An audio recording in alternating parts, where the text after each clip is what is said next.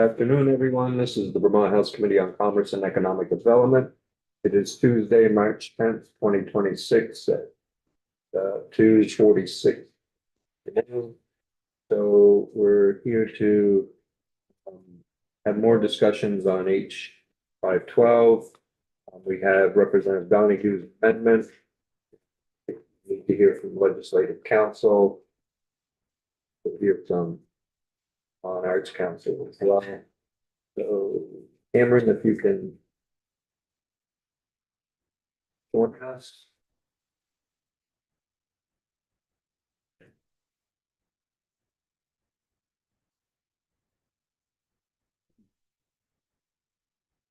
The record, Cameron Wood, Office of Legislative Counsel.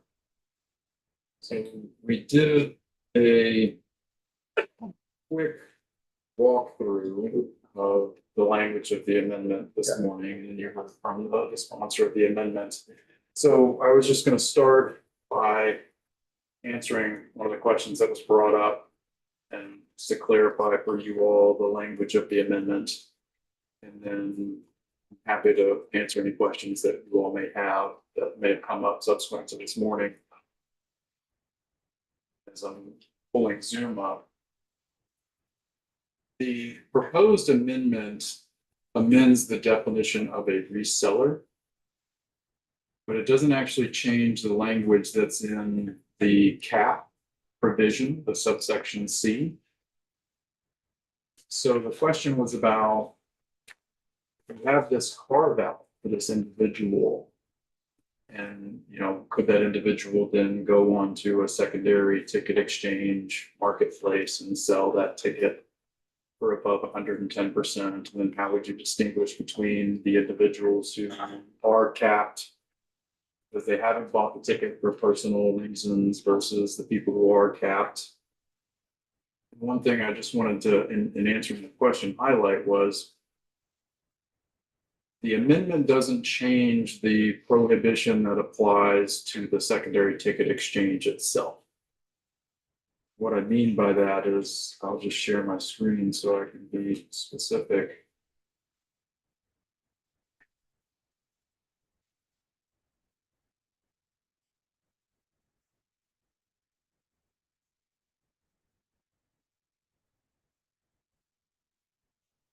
This is the bill. We have this definition of reseller here on line 17. Reseller means a person engaged in the resale of tickets. The amendment is proposing to change that to have this carve out. It doesn't include the individual reselling a ticket purchased for personal use at a single event. That's the carve out. Then you go back to the bill as it came out of this committee, and you look at the sub C, which is the price cap language. So it has the ticket reseller shall not sell the ticket for greater than 110%. That's where that carve out in the definition is going to apply. So the person who has purchased that ticket for personal use to the single event is not a reseller. So they're not considered within that language of the prohibition, or the cap, I should say. But there's still the sub 2, which is a secondary ticket exchange shall not authorize for resale on the exchange a ticket for a price at greater than 110%. So even in the event that the individual has bought the ticket for personal use and they're wanting to sell it, so now they don't meet the definition of the reseller, if they were to go on to a secondary ticket exchange as this language is drafted, the exchange should, according to this language, tell them you can't sell that ticket for greater than 110% on this platform. Now, I imagine you could get into an issue where the person then pushes back if you have a savvy individual who's aware of what the statute reads and says, no, I've bought this for personal use. I'm carved out. I'm not defined as a reseller. My reading of this language is the secondary ticket exchange would still have to say, we are prohibited from authorizing you to sell this at 110%. So that's one piece that I just wanted to answer to the question that was asked and make sure you all were aware. I can see this becoming somewhat problematic to administer for the Attorney General's office, because you have carve outs that would apply depending on the avenue of which the individual is trying to sell the ticket. First off, the AG is going to have to make a determination of whether the individual is the reseller or not. So are you the individual who purchased this for personal use for a single event? I was already asked the question of, would this apply to just one ticket, or what about multiple tickets? And the scenario was brought up earlier when you were walking through about somebody who was looking for 4 tickets. The language of the amendment says a ticket, individual reselling a ticket, but I would find it hard for the AG if they came in to try to distinguish, well, I bought 2 tickets for me and my spouse, I'm trying to resell them. I'm selling one, my spouse is selling the other one. So I can imagine that becoming problematic for the AG. But then from there, you would have to determine, whether they've met the reseller, and then where are they selling the ticket? Are they selling it on the secondary ticket exchange, and the exchange is allowing them to do so? And now is the exchange, in violation of the section? Does this, require the exchange to do further investigation to determine whether or not the individual who's selling it is a reseller or not? Did you purchase it for commercial use or personal use? So I'm not advising you to disregard the amendment. This is a policy decision for you all, whether, this carve out is something you all would support. I just, legally, I can see potential problems with the administration of it. But I did just want to answer, like I said, the question that was raised this morning. Because even though the individual would no longer meet the definition of the reseller under this specific example, the exchange itself would still be capped at, still be required to cap the resale ticket price. Michael? So that wouldn't apply to like Facebook Marketplace, because it's not actually, it's not a ticket exchange there, because you have to pay the individual. And I believe that's the intent of the amendment. I don't want to Correct. speak for the sponsor directly, but that was in remembering what was discussed on the floor, the Friday before you went on break, was that discussion. Yeah. Exactly. About individuals exchanging more directly and not going through an exchange. So, and not having a cap on that. So the concern would be for the AG office dealing with granted, how much are they going to deal with? I mean, usually you possibly run into issues because you are treating similarly situated individuals differently. Depending on whether the person bought the ticket for personal use or not. I imagine there are some individuals who invest in tickets for the purpose of commercial activity. How do you prove that? So you're treating individuals slightly differently there, but then you're also treating them slightly differently depending on where they go about trying to sell that ticket. If you have the carve out and then I'm selling the ticket on Front Porch Forum, I have no cap. But if I go to sell it on, and I'll just use StubHub because I know they've testified in this committee, right? So you go to sell it on StubHub and StubHub says, we're not legally allowed to authorize you to do that. So when you're treating similarly situated individuals like that differently, you potentially run into issues. People can challenge that under, constitutional equal protection arguments are probably what would be made. I don't think that they would necessarily be successful, but it's an argument that can be made. And I know that the AG's office had that concern or was looking at that. And then it just becomes really more of an enforcement mechanism. How do they go about enforcing it? As you all know, if you have a blanket prohibition, it makes it easier for both the public to understand and for government agencies to enforce. Policy is a decision for you all about whether to have carve outs and for what purposes are they intended. And the more you have carve outs and then carve outs of carve outs, it just becomes more difficult to enforce.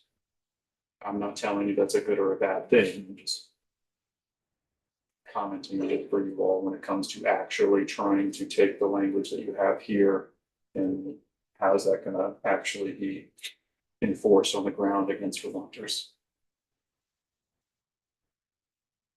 And then I should pause, Mr. Chair, your vice chair has her hand up.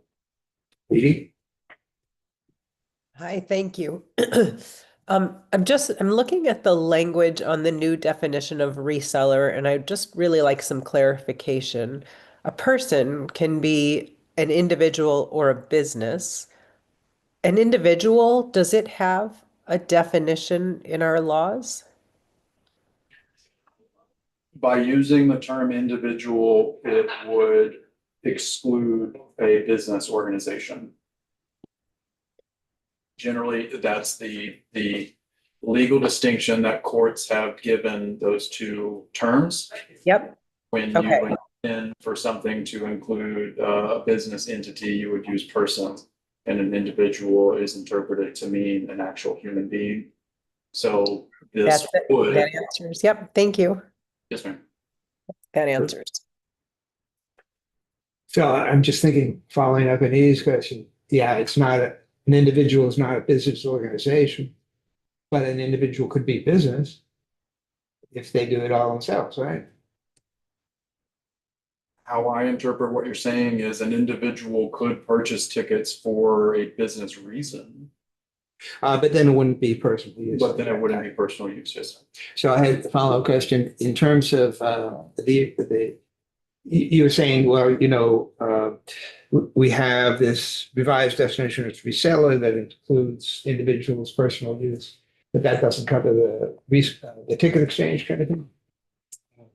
I mean, I'm not sure whether it's a good idea or not, but I could imagine that you try to craft carve out to the ticket reseller definition to incorporate that kind of thing. But then,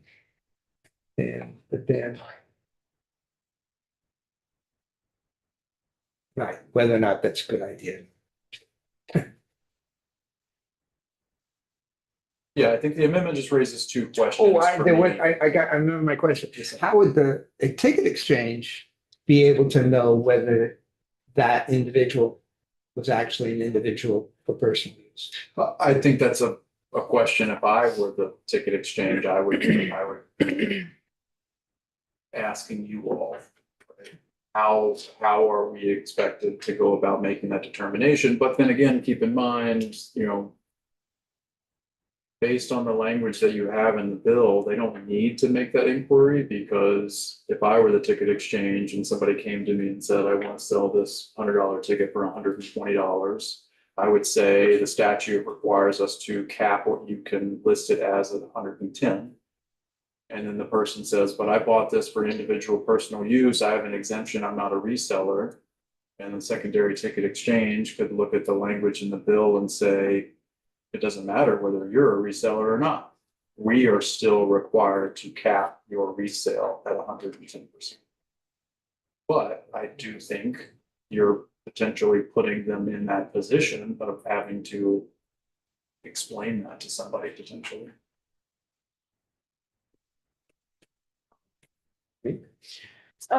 Cameron, so the personal use feels like a total gray area as we're all discussing, but I don't know that we've discussed the single event piece, and I'm just curious, like, that also feels like a problematic piece where I'm not sure how you prove that somebody didn't buy, 20 different tickets for 5 different events in the hopes of reselling them. And so if you can't prove personal, how do you also prove single event stuff? Yeah. I think it's a good And, question, like, and I would. If they did it once, can they never sell another ticket again? Like, I would defer that, not to try to dodge your question. No, I totally, would yeah. defer to the AG's For sure. office, because if this were ultimately to be accepted by the body and, go into statute as the amendment is written. yeah, That is a question for the AG about how they would read it and how they would interpret it. I think the AG could look at it and say, we've found that you've listed 10 different Right. event tickets online and you're selling them all for 150, 200% of the original tickets. And then they, try to bring an action against the person, and the person says, yes, but I bought them all for personal use to single events, so Right. I'm not covered, I'm not meeting the definition of reseller. And then I would defer to them about how they would go about approaching that fact scenario. But I do think it is a. So, as we talk about personal use and thinking of FAA laws regarding drone usage, which I can take my drone up if I don't have a license, take pictures of the Capitol, post it on my Facebook page. Fine, but if I post it on my campaign page, that becomes illegal if I don't have a license. And I know that sounds like, well, what's the difference? One is for personal use. One of them is for technically professional, because I'm using it on my campaign page. And so I'm not sure I'm too concerned about the personal, because I feel like you can,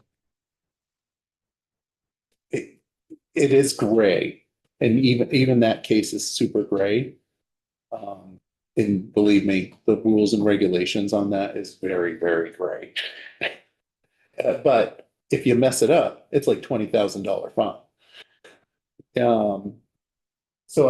That's not true, it's 20, but anyway, the point is that I think allowing it to have that ability to sell it on like Front Porch Forum. It's not I'm not as concerned about that. Before. I am. I mean, I think actually like the testimony, I'm pretty sure it was StubHub that was testifying, that was like saying that like if the more restrictions were like put on something, it will encourage people to go to unregulated spaces like Facebook Marketplace and Craigslist and that. So like, I actually feel like by doing this amendment, we're actually doing exactly what they warned to like not encourage, which was to, like for people to like use these. I get, sorry.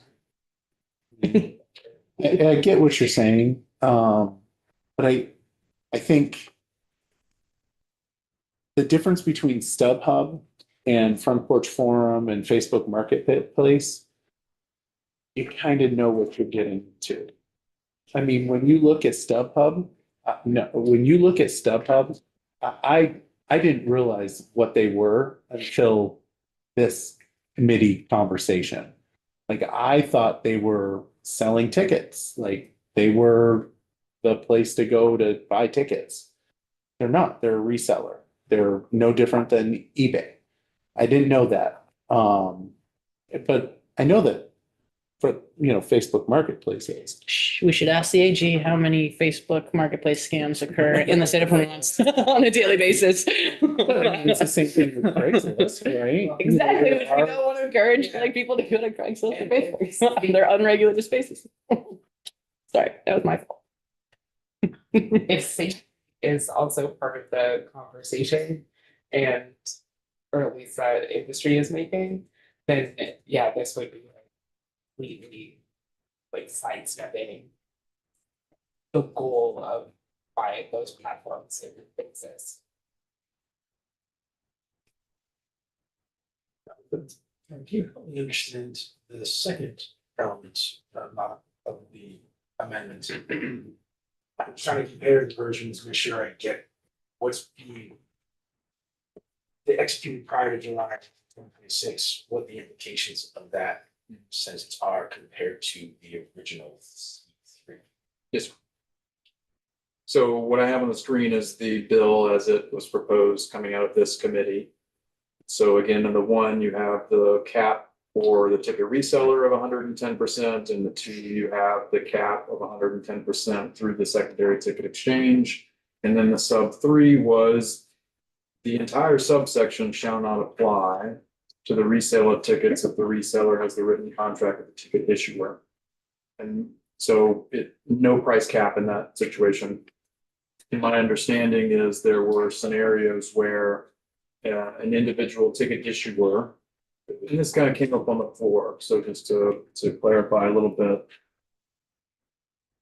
If the ticket issuer contracts with an entity to sell their tickets for the initial sale, we're too small of a venue, we can't make this lift ourselves, we're gonna contract with you for you to sell our tickets, you have the marketing capacity and you know, the followers, the outreach, etc. That would not be covered under this act at all, because you're talking about initial sale at that point. But my understanding, based on the testimony you all had and conversations with the stakeholders here, are there are other scenarios where the event ticket issuer has a contract with someone for the resale of their tickets. Could be, you know, we contract with you entity because we want to provide our customers with a safe avenue if they need to resell their tickets. And so we tell them that you're the location we want them to go resell their tickets through. And my understanding is you have certain entities in Vermont that currently have those contracts, and sometimes they have caps built into the contract to say, if someone comes in and resells the ticket through your system, then, you know, it needs to be capped at 110% or 120%, I think is what some of the caps were. So the original sub 3 was just a blanket carve out for those situations. If the entity has a contract for reselling of their tickets, then the price cap doesn't apply and they would be able to negotiate whatever that cap would be. What the amendment will do is it will take that out entirely. So moving forward, a ticket issuer would not be able to make that contract for the resale and have their own price cap. So the 110% will apply moving forward for everything. But there are certain contracts that are already in place for that. And so the sponsor of the amendment didn't want to impact those contracts that already exist. You do potentially, you know, run into a contracts clause issue with you know, impair obligations of contracts that are in existence. So the new sub 3 is saying that it doesn't apply to the resale of tickets under contract if the contract's been executed prior to the effective date. So there would be a window of time where current contracts that have been executed, the cap wouldn't apply to them, but anything moving forward after that, any contract entered into after that, the 110% will apply. And therefore, with the amendment, the only entity that under any circumstances could ever be above 110% is that individual reselling a ticket that was for personal use only. Yes, sir. And only on Facebook Marketplace or Front Porch Forum or something, or face to face. So that's the other thing is, you know, it wouldn't prohibit someone from going to the venue itself and selling the ticket directly there. I mean, it would essentially be any mechanism of selling it other than on the secondary ticket. Any more questions for Cameron? So if we're gonna add the 110% even with contracts, isn't that, why not just pull it out? I mean, this is not really doing anything. It's just signaling that it's not impacting contracts that are currently in existence.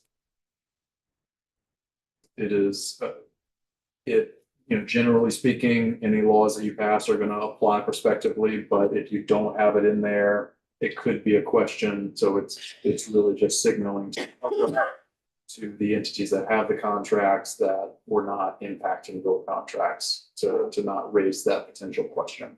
But yes, it doesn't authorize it moving forward.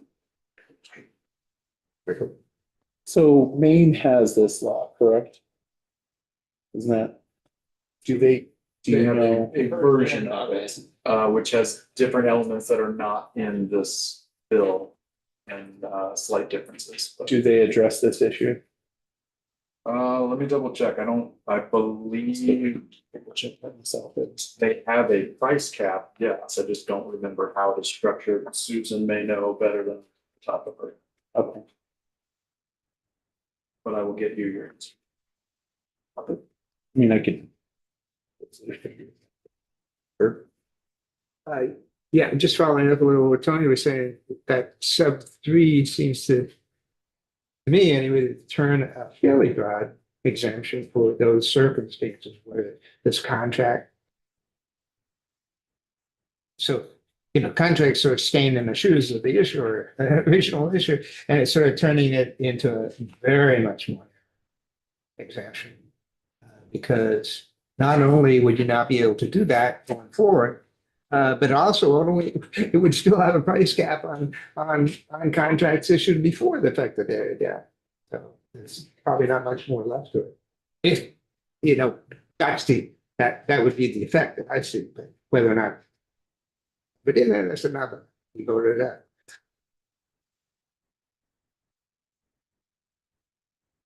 Other questions for Cameron? Susan? Good afternoon. Hello, good afternoon, everyone. I'm Susan McClure, the Executive Director of the Vermont Arts Council. Sorry I can't be with you in person today. I'm home with a sick child, so thank you to Zoom for allowing some flexibility in the workplace. Great.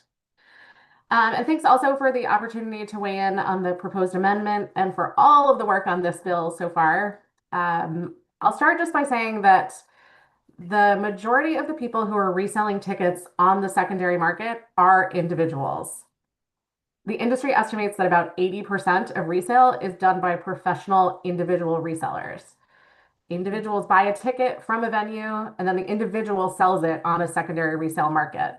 And they're doing this because they know they can make money off of this unregulated market. And as you've heard from me and from Vermont venues and from national leaders, the price caps we all know will make a big difference to ending the incentives for these individual bad actors and resale platforms to make money off of Vermonters. So our concern is that if you remove individuals from the definition of a reseller, that would pretty much nullify the impact that we want this bill to have. Additionally, there's really no way to tell who's buying a ticket for personal use or for resale purposes. And I'll share a really concrete example with you on this. Currently, when you buy a ticket at the Flynn, to complete your purchase, you have to check a box. And that box says, and I'll quote them, the box, "I attest that I am the ticket purchaser and will not submit fraudulent personal information with my ticket purchase. I do not intend to resell my purchase tickets on a secondary market." And you've heard people check that box, they buy the ticket, and then they resell it. So attesting that you're an individual buying it for individual use is not currently preventing bad actors from taking advantage of Vermont consumers. And when you exempt individuals from this, the definition of a reseller, it doesn't solve the problem you're trying to address. There have been some questions about enforcement, which I would continue to defer to the Attorney General's office on. I think what it brings up for me is that all loopholes provide windows for savvy scammers to step right through. And what this amendment seems to be doing is creating a loophole for a problem that doesn't currently exist. We understand the spirit of, if people can't resell their ticket or feel like they want to resell their ticket, but that's not what we're hearing. Cameron mentioned potential challenges to the bill. And the reality is we don't want anyone to sell their ticket for above 110%. It's wrong if a guy stands outside a venue and sells a ticket for $1,000. It's wrong if they scam their neighbor for $1,000. It's wrong if they do it through a resale platform. But the reason that we haven't brought this up as an issue is because it's not an issue that's been raised with us. And even the example you heard this morning of the hockey tickets that were for sale, that was the hypothetical part was that the person would have been willing to pay more. So we've had a lot of hypothetical examples, but we actually have a lot of concrete examples of what is currently happening right now and what we're trying to solve. So a question that keeps coming up, which I think is a really important question with this bill, is will Vermonters still be able to resell their tickets? And the answer is a resounding yes. They absolutely will. As the bill is written now, Vermonters will still be able to resell tickets. The bill is designed to end predatory behaviors and is in line with other state legislation that protects Vermont consumers from predatory behavior. And not only will Vermonters be able to resell their tickets, they can be more confident in a transparent resale market. So Vermonters who are regular concert and sports ticket buyers are asking for this market to be regulated. They want to know that when they buy a ticket, they're not getting screwed. They want to know that when they have to sell the ticket, they have a marketplace that is fair that they can access. No one who loves live events and concerts in Vermont and wants to see them succeed is trying to make gobs of money off of reselling their tickets. They know the margins are slim in this business, and they want Vermont artists and venues to thrive because that's part of the magic of living here. We want our local venues, our local sports teams to be able to exist. So while we understand the questions that were brought up behind this amendment, I think really from our perspective, this amendment is complicating things in a way that just opens it up to lots of misunderstanding and moves away from the core protection that was so, I think, thoughtfully crafted in the way the bill ended up. I'll also say that the second part of the amendment, with the exemption for contracted resellers, only including contracts that are currently in place, if that works for the committee, we are totally fine with that. I actually think it's a great solution to honor the one contract that we found for a reseller in the state that's currently in place. Again, we've brought this up before. If something's working for a venue, our intent is not to say you can't do what's working. We have not heard any cases where anyone is saying the resale market is working well and fairly. So what this bill in its current state does is try to make that market work transparently and fairly for consumers and venues. So I wanted to share kind of the importance of the individual aspect of it because it is the individual who is the one who's reselling the ticket and what this may open up with taking out individuals. I did hear Cameron's legal explanation of that, which again, I would defer to the Ledge Counsel and the Attorney General's office on kind of the legal pieces of how that would be enforced. But just from our perspective of the problems we're seeing, the problems we're hearing from venues and consumers and the way that it's been addressed, that's where we stand on the amendment. Questions for Susan?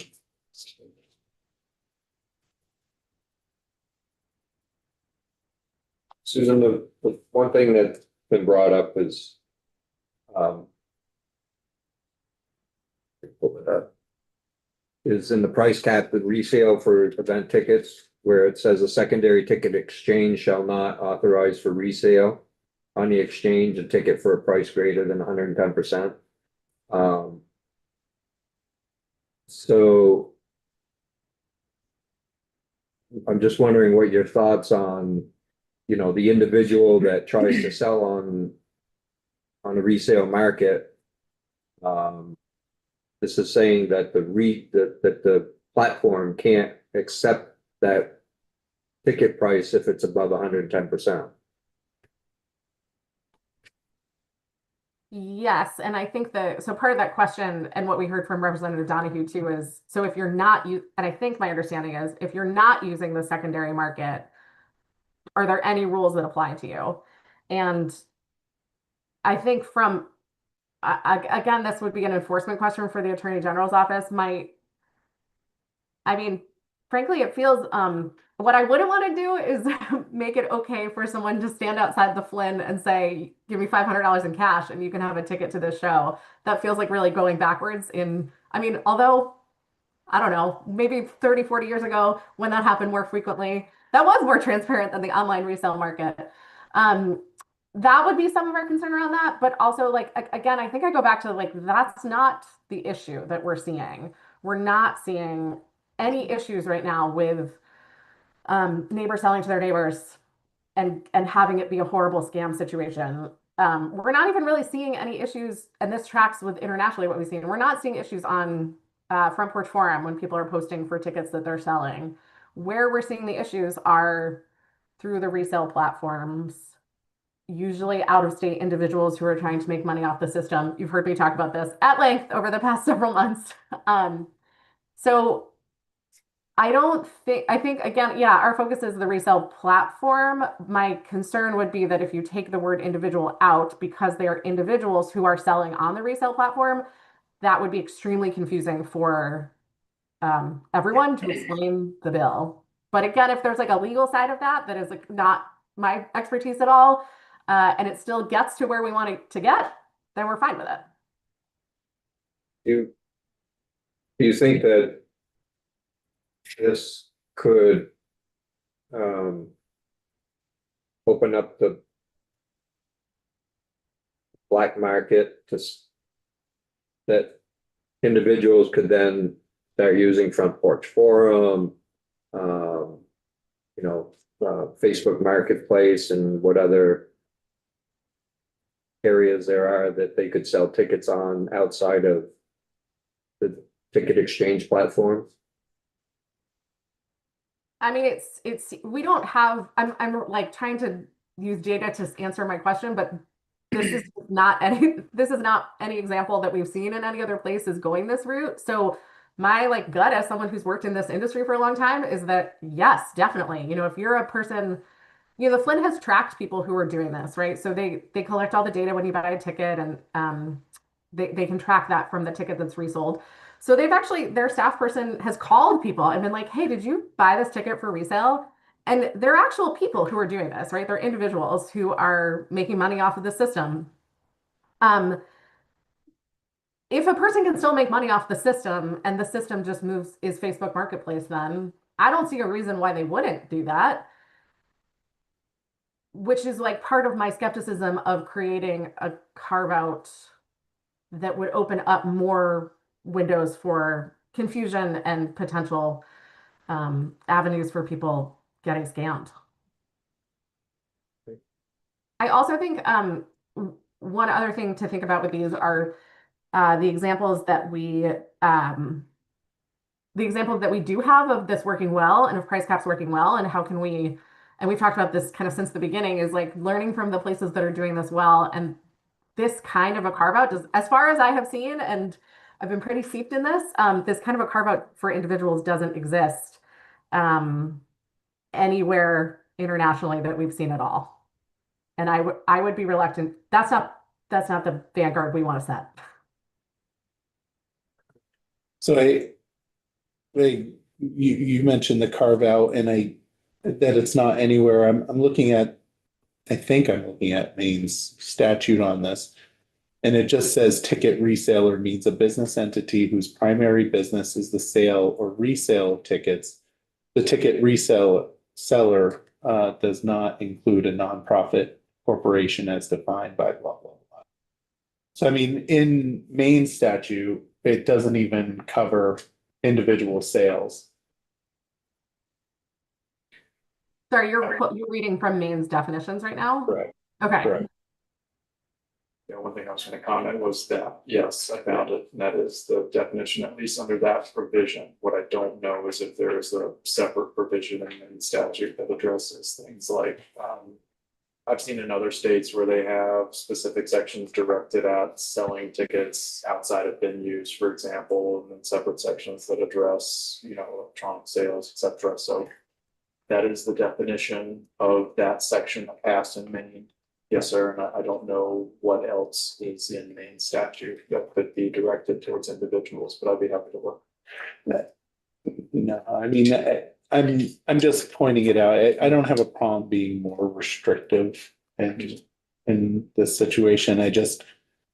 We are being more restrictive than Maine's statute, according to what I see. Any other questions for Susan? Thanks, Susan. Thank you. Todd?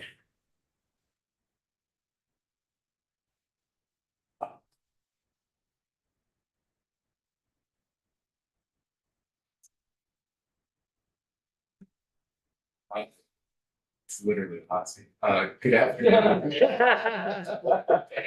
Too much info.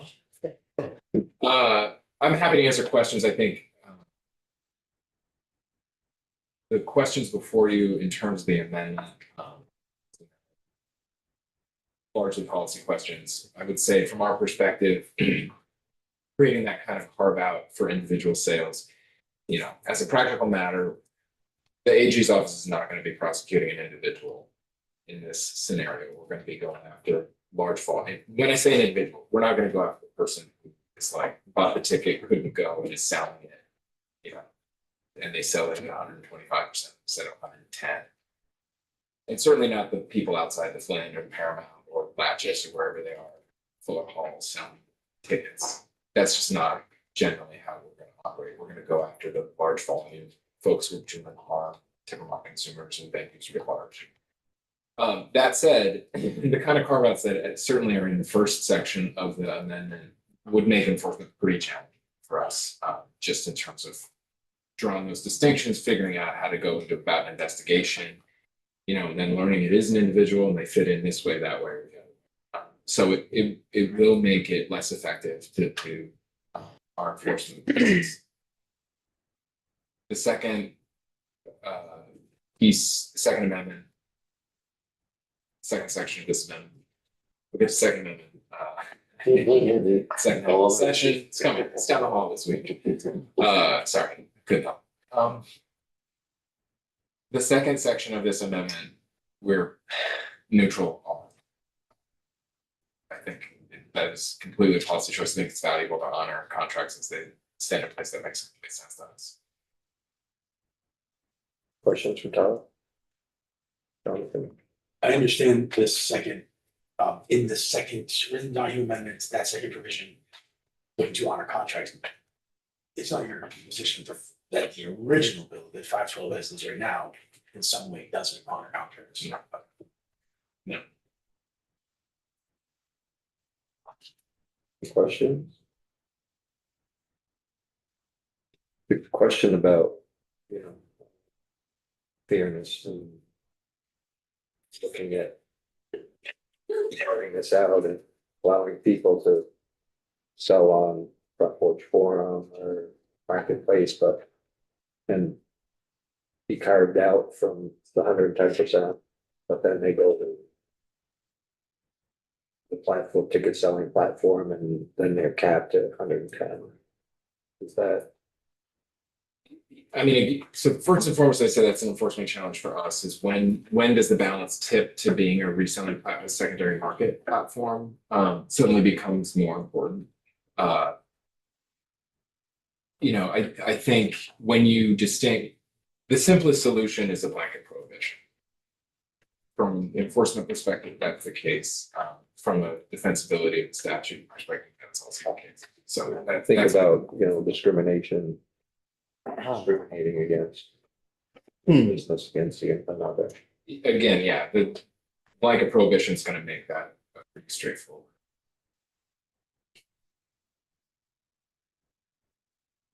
Questions? Good. Committee, do you need any more testimony?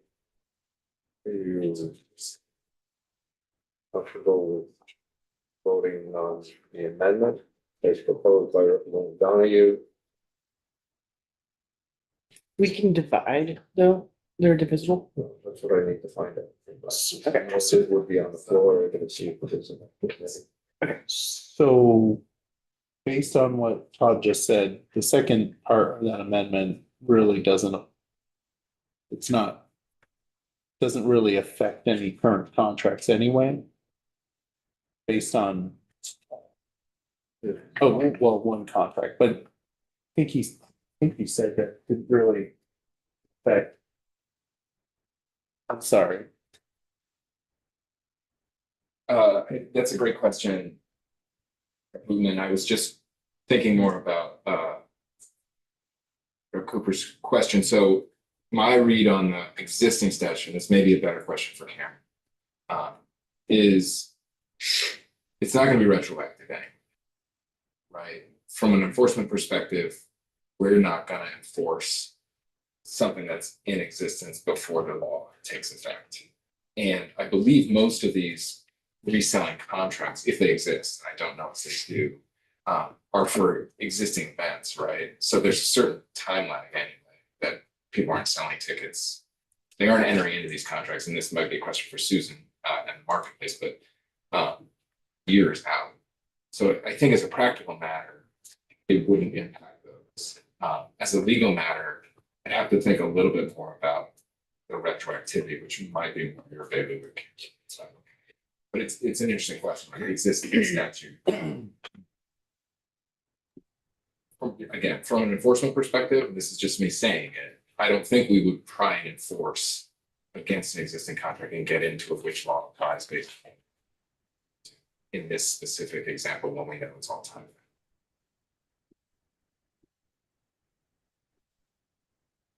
Guys, not that I have not in a position to suggest two step roads.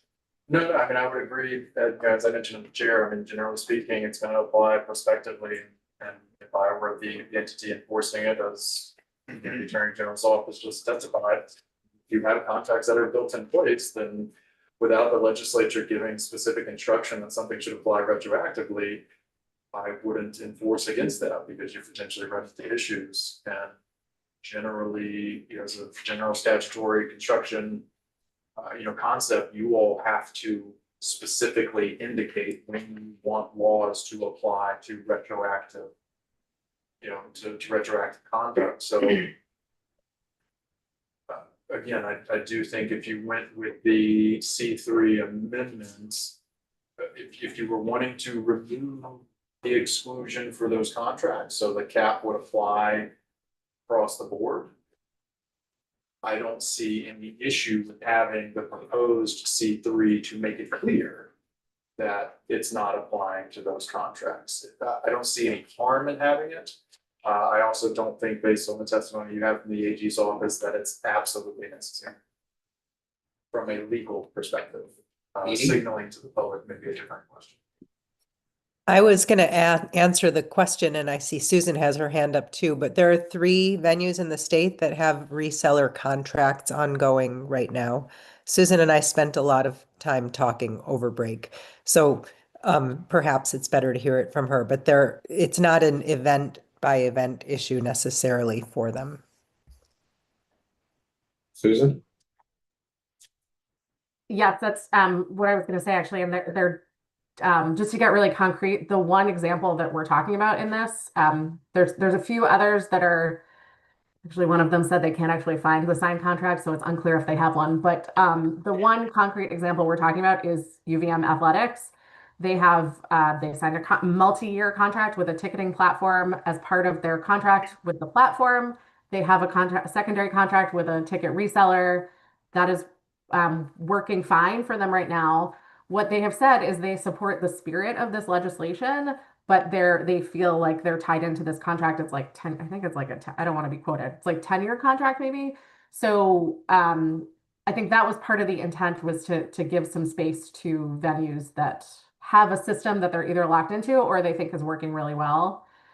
I did also want to add that like every single performing arts venue has said they will never sign a contract with one of these resellers because they've been so burned by working through them.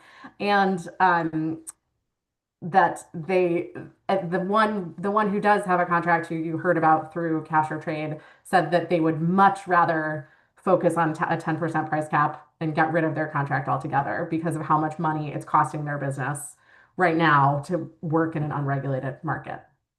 So I think that's why we're also, I know we support the idea that was brought up by the committee, right, created with the exemption for contracts. Again, it comes back to like, if a venue wants to do this and it's working well and they think they're getting something for having consumers pay more than 10%, that's really not for us to say no to. The reality is no one is doing that right now, and no one has said they will in the future. So the idea to kind of that was brought forward in the amendment to say it's for existing contracts seems like a pretty elegant solution to like go with what's working now and then have contracts moving. If you want to have a contract moving forward, to have it align with the price cap. I will say Higher Ground has a contract with a ticket reseller. That ticket reseller already has a 10% price cap, and they are very happy with that. It works well. The reseller they work with is really committed to the 10% price cap. Interesting. Anything else? But in a nutshell, section 3 regarding the contracts, it has no real impact. Yeah, and I apologize, I forgot that the amendment is changing existing language. The existing language doesn't impact, right? It's just allowing those contracts to continue, so it doesn't impact that. The amended language would just say, this is the date certain which you have to change. By which the contract has to be changed. But the original language would allow an event to enter into that contract, right? So if you don't have something like 3, they wouldn't be allowed to do that. That's my reading, yes. So just one clarification, piece. I mean, they can enter into a contract with a reseller venue, like, so it's just the price cap would apply. Well, yeah, no, totally. But if you didn't have any, both if you accepted Representative Downey's amendment, as well as if you just didn't have 3 at all, that would be foreclosed for the event. The event wouldn't be able to enter into those contracts under 10% or not. They wouldn't be able to enter into a contract to authorize the sale at greater than 100. I understand. Well, if you didn't have anything, if you didn't say anything about the contract situation, that contract provider would be considered a reseller. So this, as I understood 3, it was. It would be like ticket exchange. Where That's he what I would be meant. required to offer tickets no more than 110%. So.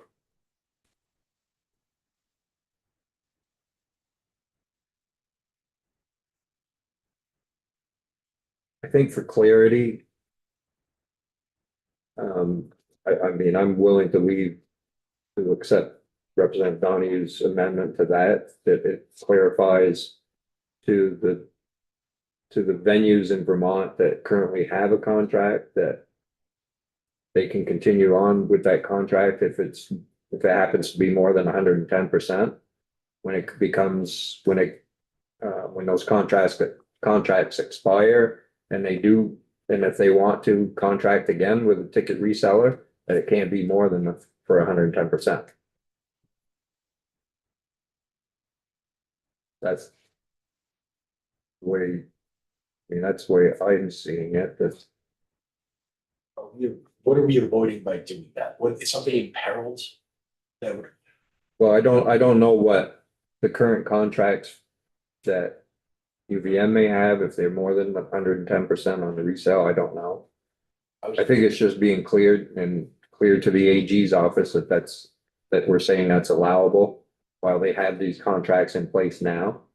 Any contracts that are signed after July 1 of 2026, then they have to follow the cap. If we don't accept that part of the amendment, there would not be a cap for those contracts that are in place. But then going forward, you feel Going forward, they would have to follow the cap. without in either version of this legislation. Yes, Thanks. yes. The amendment clarifies that what's existing is okay right now.